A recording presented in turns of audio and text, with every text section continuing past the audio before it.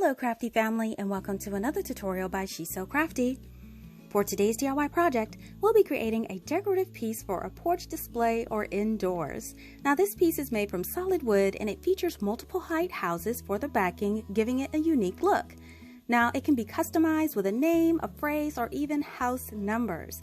Now I've provided the list of supplies and tools that I used to make this project in the description box below. Now this project was requested by a subscriber and I'm so excited to share it with you. But before we start, I wanted to say hey, and welcome back to all of my amazing subscribers and visitors to my channel. Now if you are a new visitor to my channel today and you love to create fun and easy DIY projects on a budget, please go ahead, hit that subscribe button and also click that notification bell so you will be the first to know when a new DIY tutorial is ready to share with you. So now, let's jump right into the project.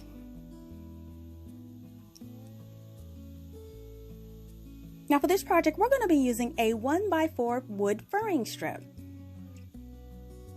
Now these can be purchased from the Home Depot and they come in 8-foot lengths, and as you can see, they're extremely affordable at only $2.98 each. So we're going to cut these into pieces, and we're going to cut one piece at 12 inches. Our second piece will be cut at 13 inches. The third piece at 14 inches, and then the last two pieces are 15 and 16 inches. Now we'll also cut two additional pieces at 4.5 inches each. Now I use this Hitachi miter saw to cut all of my pieces. Now this is very easy to use and it's fairly inexpensive for $99, and now it's sold under the name brand of Metabo. Now if you do not have any power tools, you could also cut these manually, and Lowe's has these little miter boxes that you could use. These are the plastic boxes that hold your wood, and it has a metal saw that comes with it. Now using this would take a little bit of elbow grease, but it's inexpensive at about $10.48 each. So now we're going to take the pieces all except for the 14-inch piece, and we'll set that one to the side. Now what I'm going to do is I'm going to cut like a roof shape at the top of each one of these pieces, and I just made this triangle out of a piece of cardstock. So what I'm going to do is place that at the top of each piece, and I'm going to trace that triangle shape on each one of the pieces. And now my triangle pieces are cut all out, and we can take it back to the saw to cut those shapes out. So I'm going to lay down my grid mat and gather up all of my pieces that have been cut. So now I'm just going to organize them in the way I would like them to appear for the back of my planter. Now once they're organized, go ahead and flip them to the good side down. And then I'm just taking that extra 14-inch piece at the bottom to line them up. And I'm going to be using my SureBonder wood stick glue sticks to temporarily adhere these together. Now I'm going to place the glue in between the two pieces, and you want to make sure when you do place your glue on there, place it towards the back side so it doesn't ooze towards the front of the wood piece. You just want to place a bead on there and press those two pieces together, and I'm just using that 14-inch piece at the bottom just to kind of make sure everything is nice and even, and then bond all of the pieces together. Now here are the pieces bonded together, and now I'm just going to go in back and just run a bead of that wood stick glue down the seam. So now that that's dry, I'm going to reinforce the back with a couple of these scrap pieces of wood. Now these are just scrap pieces of those 5-gallon stir sticks, and I'm just going to apply some more of that wood glue on there, and I want to press it into place on the back at the top and the bottom of the piece.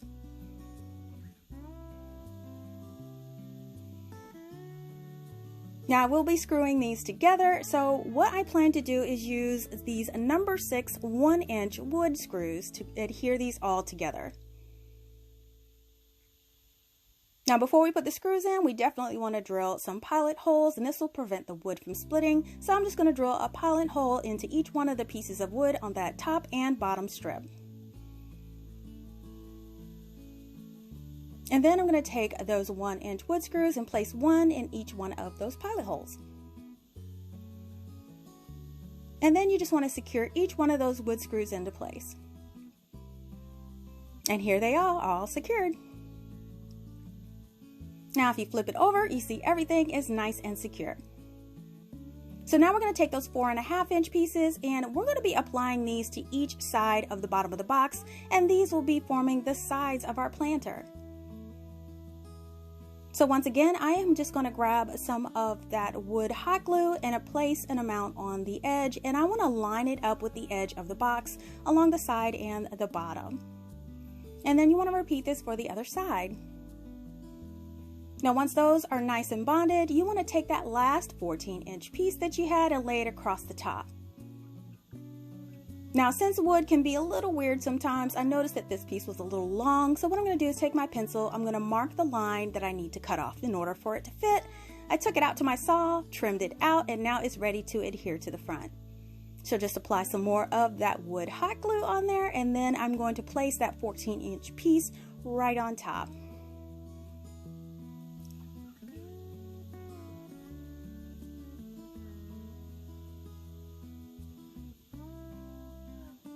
And now we formed our box.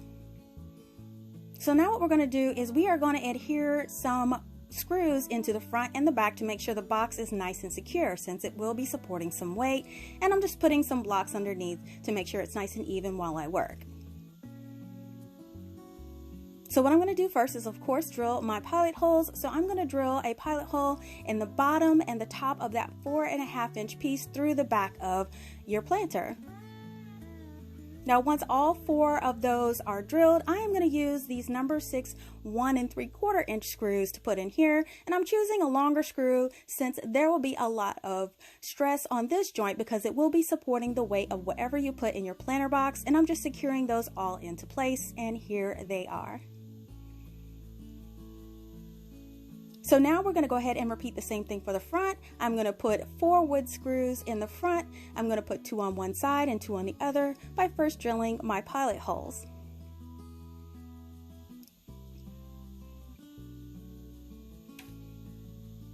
Now once those are all drilled, I am going to take some of these number 6 1 1/4 wood screws to put in the front. Now I'm not worried about them showing in the front because I think it would add to the rustic look of the planter when it's all done.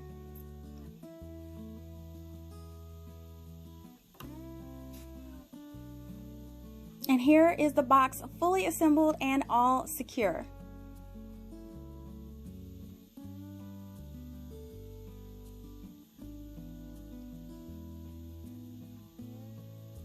So now what I'm going to do is I'm going to take some of these craft sticks, these jumbo size craft sticks that I got from Lowe's. They're 98 cents a pack, and I'm going to take one and trim down one edge for it to be flat. Now what I'm going to use these is to top all of the roofs of my houses. So I'm just going to trace the length of the cut that I need to make, and these are easy to cut with scissors.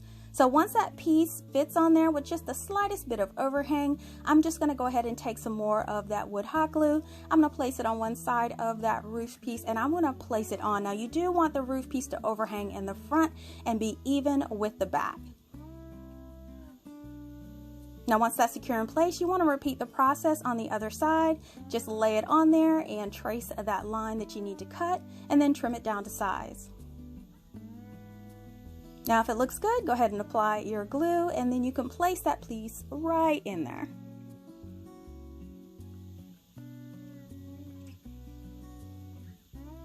And this is what it would look like. I love that finished look.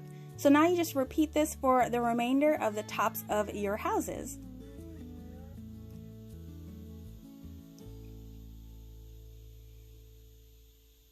So now that it's all assembled, we are ready to stain our piece, and I chose to go with this classic gray stain by Minwax. Now of course, if you don't want to use stain, you want to keep this indoors, you can also use this elephant gray acrylic paint. Just dilute it with a little bit of water and it'll achieve a similar look. So I'm just going to take my rag and start to apply that stain all over my box, and you just want to make sure you make nice even strokes, making sure you get all of the areas that are exposed. Now I chose to actually do the inside of my box as well, but I'm going to make sure I definitely get the entire outside of the box. And this is why you want to be very careful with your glue by gluing it from the back so it doesn't show through the front, because the stain will not penetrate any glue. And then finally, we're going to get the tops of those roofs and any of those tiny little areas we couldn't reach. I'm just going to go in with a very tiny paintbrush and apply more of that stain until it's all covered. And here is the piece fully stained, and I'm just going to sit this out to dry. And now my piece is all dry and ready to go. So now we're going to work on the bottom. There's a couple of options that you could use to cover the bottom. You can use more of those craft sticks and you can apply them to the bottom and have them at like a grate where any kind of fluid can drain from there. You can actually take more of those wood planks and put them along the bottom if you like. But what I choose to go with is this gutter guard mesh screen. Now I love working with this in my crafts. It's a very, very thick plastic mesh and very flexible. And I'm going to use this to cover the bottom. Now if you don't have that, you can also use a Dollar Tree wastebasket and cut that up to fit as well. So what I'm going to do is I am going to cut a length of that gutter guard mesh, and I'm going to make sure that, and it's easy to cut for scissors, so I'm just going to make sure it'll cover the entire opening plus a slight overlap so you can trim it to size.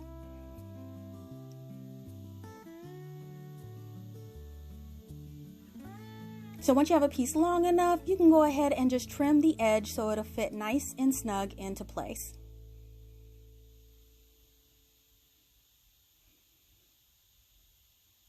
So now I'm just going to take that mesh screen and I'm going to lay it snug against the box and use this staple gun to adhere it into place. Now when you do apply it, just hold it snug into place, and you do want to make sure you first secure it along one of the edges first. Now as you apply it from here, you want to stretch it and make sure it's nice and smooth so it'll be nice and taut. That way when you put your plants in, they can be held nice and taut and there won't be any snagging at the bottom. And just complete this until it's secure all the way around. So here is our screen at the bottom of our planter, fully installed, nice and taut and ready to go.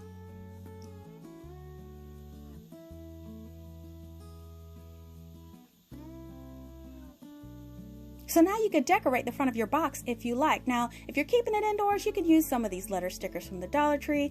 You can use metal letters if you have them on hand. Now, these are a little large, but I wanted to show you what different things you could use. And you can also use some numbers from the Dollar Tree as well.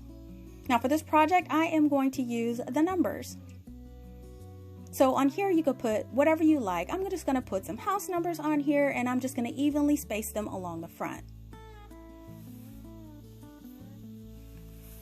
Now once they're nice and spaced, go ahead and press them firmly into place, and to keep them on, you could just put a coat of waterproof Mod Podge right over the top.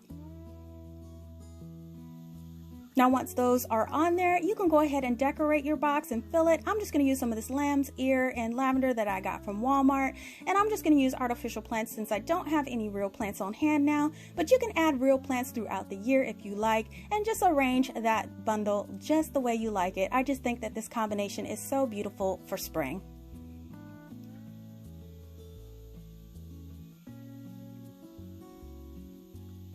And here is the finished design of my porch planter box. Now, I am so thrilled about how this turned out.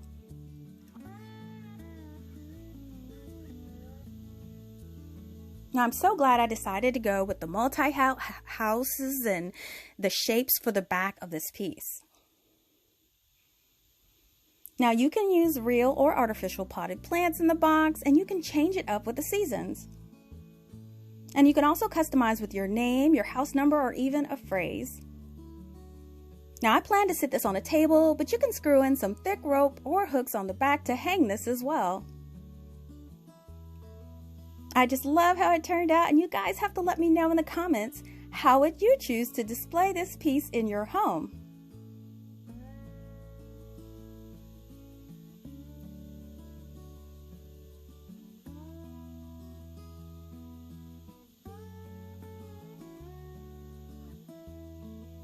Listen, if you love DIYs on a budget, please give this video a thumbs up and share this video with your friends.